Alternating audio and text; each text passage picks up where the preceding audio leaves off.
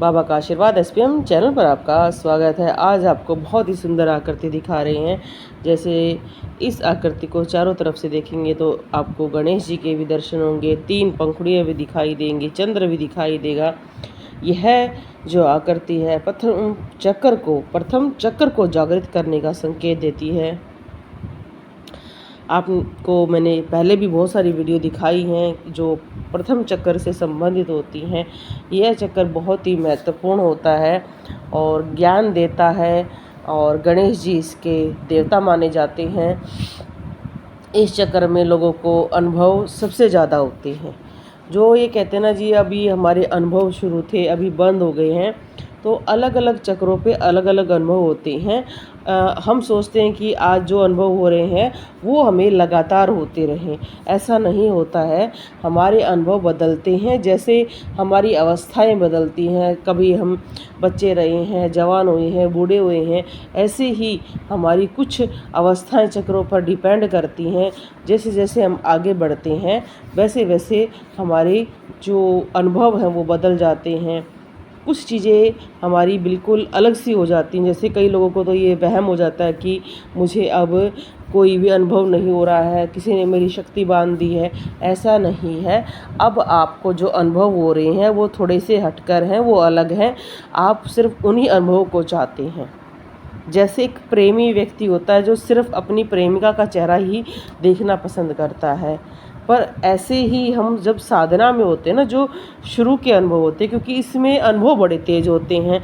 इसमें हमें देवी देवताओं के दर्शन शुरू होते हैं, क्योंकि प्रथम पूज्य हैं गणेश जी हैं, वो हमें लेकर चाहते हैं बहुत ही अच्छी यात्रा में। ये गणों के स्वामी हैं, तो इस समय कहते हैं व्यक्तियों को देवताओं के दर्शन होते हैं। अपने कुल देवताओं के होते हैं, अपने पितरों के होते हैं, अपने जो उनके क्षेत्रीय देवी देवता हैं, जिनको अगर आप लोकल देवी देवता भी कह सकते हैं, या जो उनके गुरु हैं, या जिस व्यक्ति की वो ज़्यादा, जैसे आजकल व्यक्ति टीवी में बहुत ही अच्छे अच्छे संतों की वो देखते रहते हैं, वीडियो देखते रहते हैं, उनके भी दर्शन होने शुरू हो जाते हैं।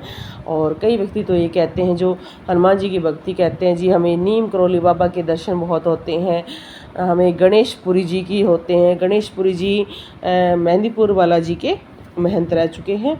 और कई कहते हैं जी हमें बागेश्वर बाबा के हो रहे हैं। कई व्यक्ति कहते हैं कि हमें मोहनदास जी के हो रहे हैं, जिन्होंने सालासर में उनकी पूजा करवाई। तो कई व्यक्ति समझ नहीं पाते हैं कि ऐसा क्यों है।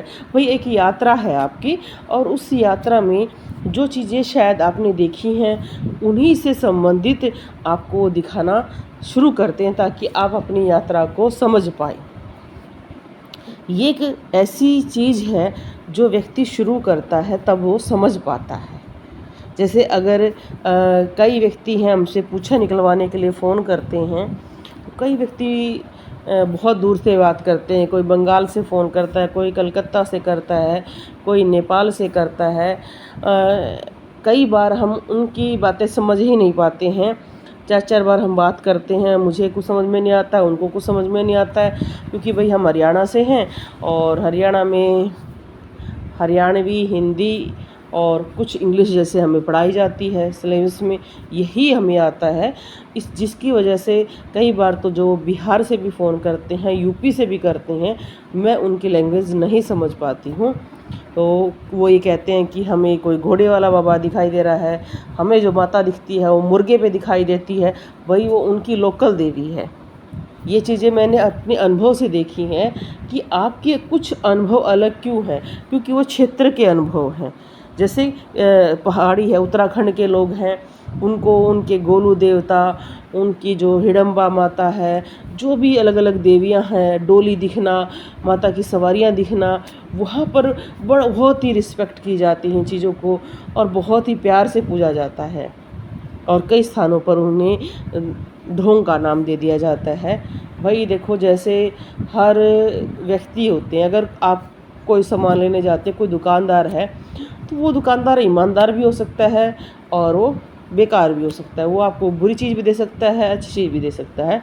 ऐसे ही हमारी लाइन में भी ये है कि बहुत अच्छे भी लोग हैं और बुरे भी हैं। तो आपको कौन से मिलते हैं ये एक अलग चीज़ है। तो मैं आपको सिर्फ ये बता रही हूँ कि आपकी जो यात्रा है वो दूसरों से अलग क्यों है। आपका प्रथम चक्र जागृत हुआ है, आपने किसी की वीडियो देख ली, उसने कहा कि भाई देवी दिखाई देगी, गणेश जी दिखाई देंगे, आपको दिखाई दे रहे हैं आपके क्षेत्रीय देवता, तो आप ये ना सोचें कि आपकी शक्ति जागृत नहीं हो रही है। हर चीज़ का प्रभाव अलग अलग होता है, क्योंकि आपकी भी शक्तियाँ जब जागृत होती हैं, जो आपके दिमाग में जो चीज़ें पहले से संग्रहित हैं उन्हीं को वो दिखाना पसंद करते हैं, ताकि आप उस शक्ति को समझ सकें। हर कोई अलग अलग रूप में उनकी पूजा करते हैं। आपने देखा होगा कि कई स्थानों पर उसी देवी की पूजा अलग रूप से की जा रही है और उस देवी की अलग से की जाती है। तो ये क्षेत्र का प्रभाव होता है। जैसे आप अगर राजस्थान गए हैं तो वहाँ पर माता करणी की पूजा होती है, वहाँ पर चूहे घूमते रहते हैं, वो वहाँ के वासी माने जाते हैं।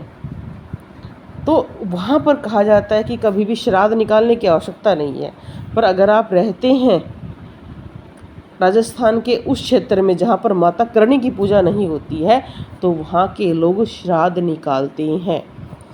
तो अपने मित्रों को बिठाते भी हैं, स्थान भी देते हैं। इसलिए अलग अलग चीज़ों को सुनकर कभी भी अपना डिसीजन ना लें।